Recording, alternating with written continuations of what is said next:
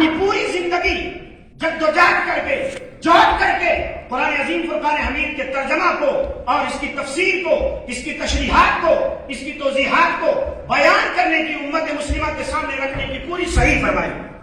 اسی میں ایک کڑی امام اہل سنت اعلی حضرت امام عشق و محبت مجدد دین و ملت امام محمد رضا خان فاضل بریلوی رضی اللہ تعالیٰ عنہ، جن کو اعلی حضرت کے نام سے جانا جاتا اور پہچانا جاتا، انہی کا ترجمہ کنز الایمان، جس کو ترجمہ کنز الایمان کہا جاتا ہے، اس میں اہل ایمان پر آپ نے قرآن عظیم فرقان حمید کا ترجمہ فرما کر کے احسان عظیم فرمایا۔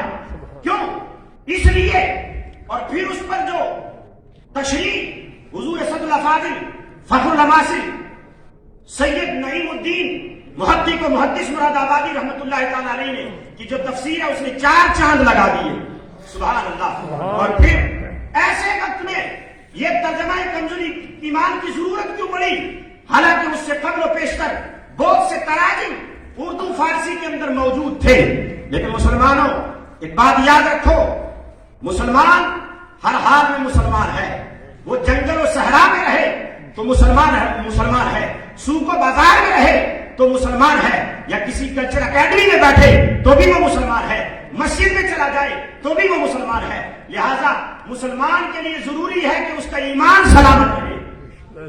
جب ایمان پر طرح طرح کی انگلیاں اٹھ رہی تھی، ترجمہ کنز الایمان سے پہلے جتنے تراجم ہوئے اور اس میں نہ جانے کن کن لوگوں نے کیا کیا خطائیں کی، اور اس میں یہاں تک کہ معاذ اللہ تعالی من رب العالمین قرآن مجید فرقان حمید کی مشہور سورت، اس کی ایک آیت طیبہ وَوَجَدَكَ ضَالًّا فَهَدَىٰ، اس پر جو ترجمہ میں نے تو کافی اس پہ پورا مقالہ لکھا ہے، لیکن میں آپ کی خدمت میں بس چند چیزیں عرض کر کے بات کو ختم کر رہا ہوں، کیونکہ میرا مختصر سا وقت ہے، اس کے بعد بہت سے علماء کو بولنا بھی ہے۔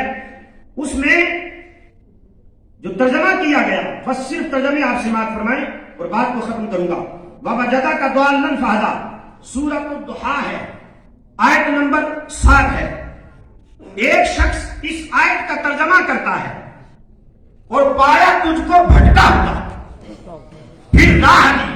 بتائیے یہ کس کے لیے کہا جا رہا ہے؟ یہ حضور کے لیے کہا جا رہا ہے۔ اللہ کی سرتازہ قدم شان ہے، یہ انسان نہیں، انسان وہ انسان ہے، یہ قرآن تو بتاتا ہے ایمان ہے اور ایمان یہ کہتا ہے میری جان ہے، یہ اعلیٰ حضرت بھی تو کہہ رہے ہیں اے لوگوں تمہیں خبر نہیں، ترجمہ کے نام پر تمہیں بے دین بنایا جا رہا ہے۔ اگر ایمان کو بچانا ہے تو کنز الایمان کو پڑھنا ہوگا، اگر ایمانوں کو محفوظ کرنا ہوگا تو وہ قرآن کنز الایمان کو پڑھنا ہوگا، ترجمہ کنز الایمان کو پڑھنا ہوگا اور تفسیر خزائن العرفان کو پڑھنا ہوگا۔ آپ بتائیے ایک شخص یہ ترجمہ کرتا ہے اور اس کا نام کیا ہے؟ شاہ عبد القادر ہے۔ یہ دوسرا ترجمہ اسی آیت کا ہوا اور پایا تجھ کو راہ بھولا ہوا پس راہ دکھائی، شاہ رفیع الدین نے اس کا ترجمہ یہ کیا، اور آپ کو بے خبر پایا سو رستہ بتایا، عبد الماجد دریا آبادی یہ لکھ رہا ہے، اور تمہیں گم کردہ راہ پایا تمہیں ہدایت نہیں کی، مرزا حیرت دہلوی نے یہ ترجمہ کیا، اور پھر تم کو دکھایا کہ راہ حق کی تلاش میں بھٹکے پھر رہے تھے، سب کہیں معاذ اللہ، اور تم تو دین اسلام کا سیدھا راستہ بتایا۔ یہ کون کہہ رہا ہے؟ ڈپٹی نذیر احمد یہ ترجمہ کر رہا ہے۔ اور پھر اللہ تبارک و تعالیٰ نے آپ کو شریعت سے بے خبر پایا۔ بتائیے مسلمانوں، ہمارے نبی شریعت سے بے خبر ہو سکتے ہیں؟ ارے مصطفیٰ چلے تو یہی شریعت ہے، مصطفیٰ اٹھے تو یہی شریعت ہے، مصطفیٰ بیٹھے تو یہی شریعت ہے، یہاں تک کہ حضور کھائے تو شریعت بن جائے، مصطفیٰ بولے تو شریعت بن جائے۔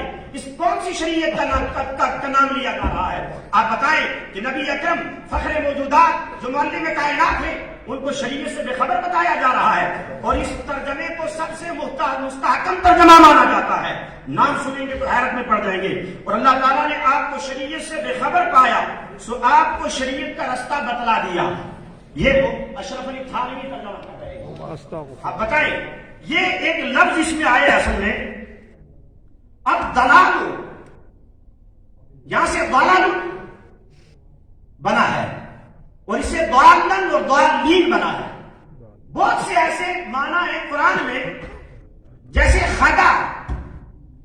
یہی لفظ قرآن میں اللہ نے کافروں کے لیے بھی بھیجا ہے اور یہی نبیوں کے لیے استعمال ہوا ہے.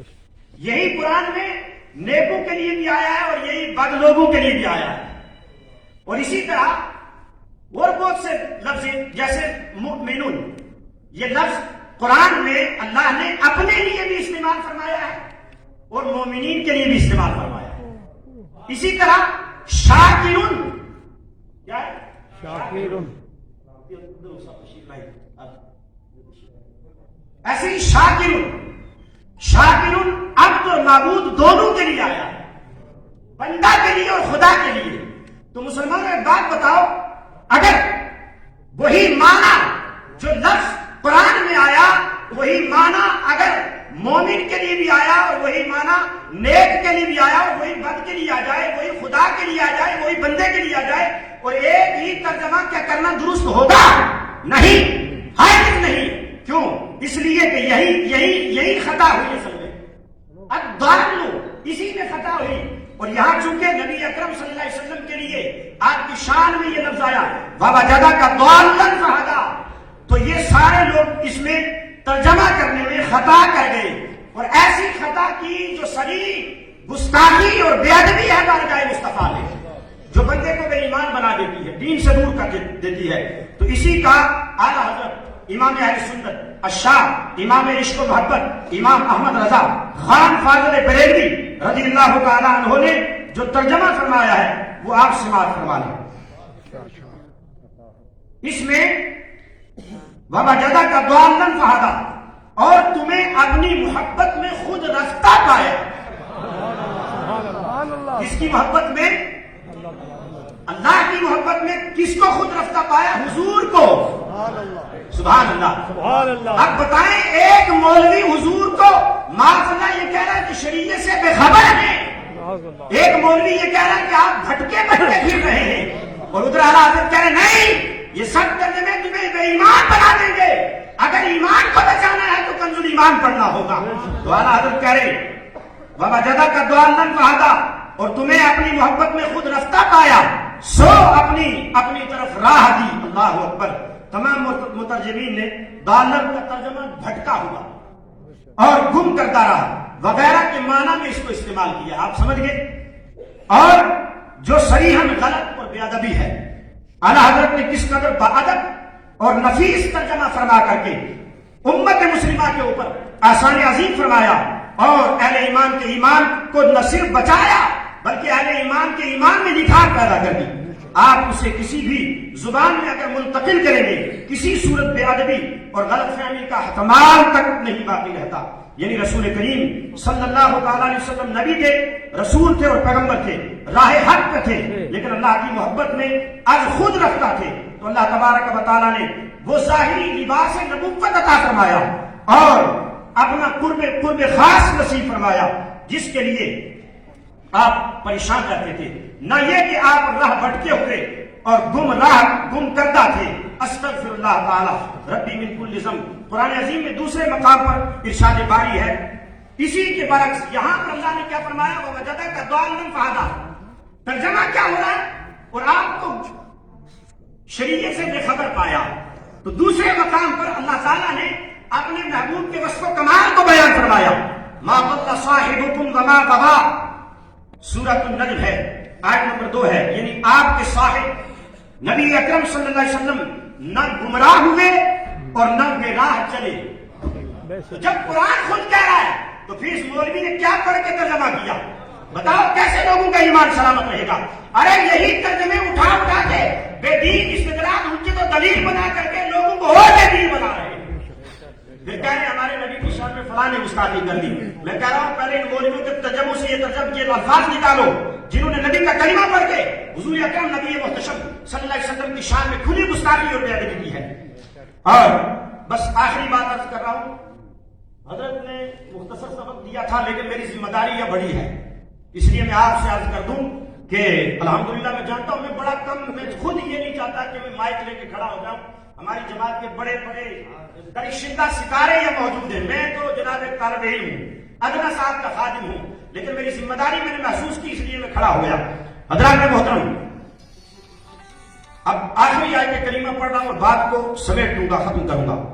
دوسرے مقام پر سورہ فتح ہے، اِنَّا فَتَحْنَا لَكَ فَتْحًا مُبِينًا لِيَغْفِرَ لَكَ اللَّهُ مَا تَقَدَّمَ مِن ذَنبِكَ وَمَا تَأَخَّرَ. ترجمہ سنیں، ہم نے فیصلہ کر دیا تیرے واسطے صریح فیصلہ، تا معاف کرے تجھ کو اللہ جو آگے ہوئے تیرے گناہ اور جو پیچھے رہے تیرے گناہ. مسلمانوں، کیا اسلام کا عقیدہ یہی ہے کہ نبی گناہ کرتا ہے معاذ اللہ، یا نبی سے گناہ کا شائبہ بھی ہو سکتا ہے، بلکہ نبی نہ صرف محفوظ عن الخطا ہے بلکہ معصوم عن الخطا بھی نبی ہے. پھر یہ گناہ کی بات کہاں سے آ گئی جو ترجمہ بتایا جا رہا ہے؟ اب یہ کس نے کیا؟ شاہ عبد القادر نے یہ ترجمہ کر کے نبی اکرم صلی اللہ علیہ وسلم کی شان میں بے ادبی کی. اور اسی طرح بے شک ہم نے آپ کو کھلم کھلا فتح دی تاکہ اللہ آپ کی سب اگلی پچھلی خطائیں معاف کر دے. یہ کون ہے؟ عبد الماجد دریا آبادی کہہ رہا نبی کی اگلی پچھلی خطائیں. کیا یہی مسلمانوں کا عقیدہ ہے؟ پھر تیسرا ترجمہ سنیں، اے پیغمبر یہ حدیبیہ کی صلح کیا ہوئی؟ دراصل ہم نے تمہاری کھلم کھلا فتح کرا دی تاکہ تم اس فتح کے شکریہ میں دین حق کی ترقی کے لیے اور زیادہ کوشش کرو، اور خدا کے صلے میں تمہارے اگلے، خدا نے اس کے صلے میں تمہارے اگلے اور پچھلے گناہ معاف کر دیے. سب کہیں معاذ اللہ. یہ کس سے بات ہو رہی ہے؟ حضور کے تعلق سے. ڈپٹی نذیر احمد نے یہ ترجمہ کیا. پھر بے شک ہم نے آپ کو ایک کھلم کھلا فتح دی تاکہ اللہ آپ کی اگلی پچھلی خطائیں معاف فرما دے. یہ اشرف علی خان کا ترجمہ ہے. مسلمانوں ایک بات بتاؤ، آنے والے لوگ آتے رہیں گے لیکن یہ جو جملے میں آپ کو دے رہا ہوں یہ کبھی نہیں آپ کو ملیں گے. یہ بات بھی یاد رکھنا. یہ کس کا ترجمہ ہے؟ اشرف علی خان. اور آپ یہ بتائیں کہ جب نبی خطا کر ہی نہیں سکتے، محفوظ عن الخطا بھی ہیں اور معصوم عن الخطا بھی ہیں، تو پھر خطا کا ذکر قرآن میں کیوں آ رہا ہے؟ اب دیکھیں آپ، اب سنیں کتنا بڑا فرق ہے. یہاں براہ راست حضور کو گناہگار ثابت کیا جاتا اور اعلیٰ حضرت امام اہل سنت، امام عشق و محبت، امام محمد رضا خان فاضل بریلوی، جن کو فنا فی اللہ و فنا فی الرسول کہا جاتا ہے، انہوں نے جو ترجمہ کیا اللہ اکبر، لوگوں کے ایمان کو بچا لیا اور بتا دیا لوگوں یہ لوگ جو اپنے نبی کو گناہگار لکھ رہے ہیں دراصل ان کی اصل میں خطا ہے.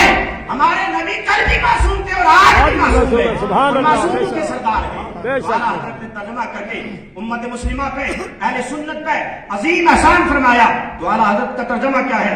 بے شک ہم نے تمہارے لیے روشن فتح دی تاکہ اللہ تعالیٰ آپ کے سبب سے، آپ کے وسیلے سے، آپ کے ذریعے سے گناہ بخشے آپ کے اگلوں کے اور آپ کے پچھلوں کے. تو نبی سے گناہ تو نہیں ہوتا، نبی کے صدقے اور توسل سے نبی کی امت کے گناہ معاف ہوتے ہیں. یہ اعلیٰ حضرت کا ترجمہ ہے. آپ فیصلہ خود فرما لیں ہمیں کس کا ترجمہ پڑھنا چاہیے اور کون سا ترجمہ ایمان کو بچانے والا ترجمہ ہے، کون سا ترجمہ ایمان کو سنوارنے والا اور نکھارنے والا ترجمہ ہے، اور کون سا ایمان ترجمہ بندے کو ایمان سے خارج کرنے والا ترجمہ ہے. حضرات محترم، ترجمہ کی یہی غلطی اردو کے علاوہ، آخری بات عرض کر رہا ہوں، اردو کے علاوہ انگریزی میں بھی ہوئی اور دیگر ترجموں میں بھی ہوئی. کیا ہوا؟ مترجمین نے بہت سی خطائیں اس طرح کی اور دلیل کیا دی؟ فلاں مولانا صاحب نے یہی تو ترجمہ کیا ہے. کیا کہا؟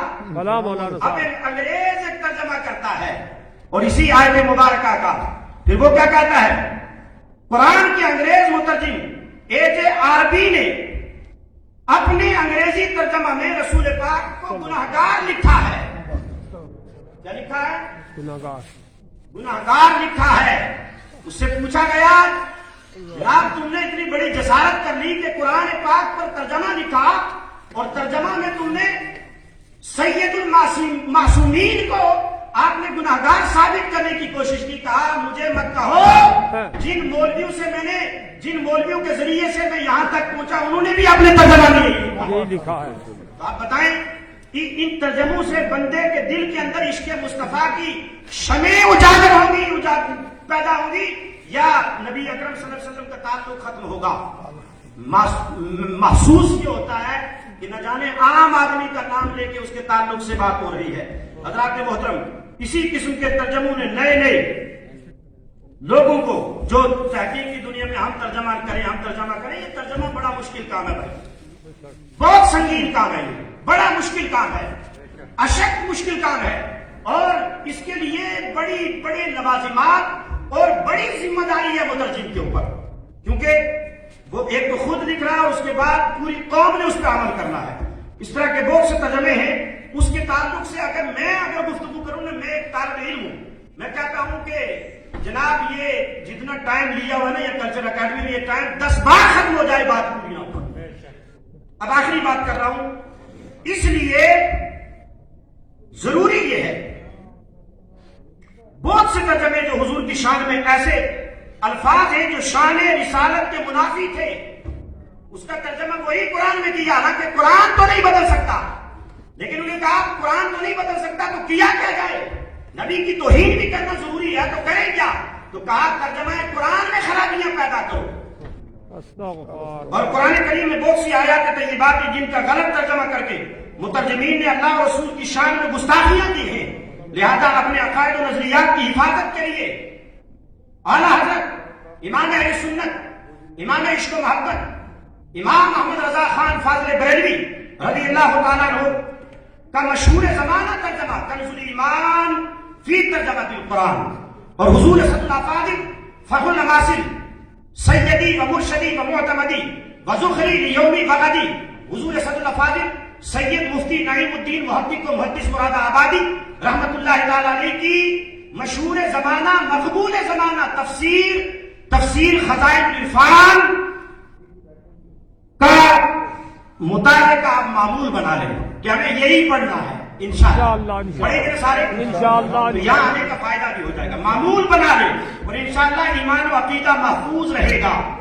اسی ضمن میں ایمان و عقیدہ کی اصلاح کی خاطر قائد اہل سنت مفکر اسلام حضرت علامہ مولانا مفتی نذیر احمد قادری صاحب نے ترجمہ کنز الایمان اور تفسیر خزائن العرفان کو گوجری زبان میں منتقل فرما کر کے قوم و ملت پر آسان عظیم فرمایا ہے، اور عوام اہل سنت کی اس ضرورت کو اپنی محنت شاقہ سے پورا فرمایا ہے۔ اللہ تبارک و تعالی حضرت موصوف کی اس کاوش و محنت اور مسائل جمیلہ کو قبول فرما کر کے مقبول عام و خاص فرمائے، اور حضرت کے علمی فیض سے جملہ احباب اہل سنت کو مستفید و مستفیض فرمائے، حضرت کے علم و عمل میں، عزت و وجاہت میں اور عمر میں بے پناہ برکت رحمت نازل فرمائے، حضرت کا سایہ عاطفت تمام احباب اہل سنت پر کے سروں پر قائم و دائم فرمائے، آمین یا رب العالمین، بجاہ سید المرسلین وعلی آلہ واصحابہ اجمعین۔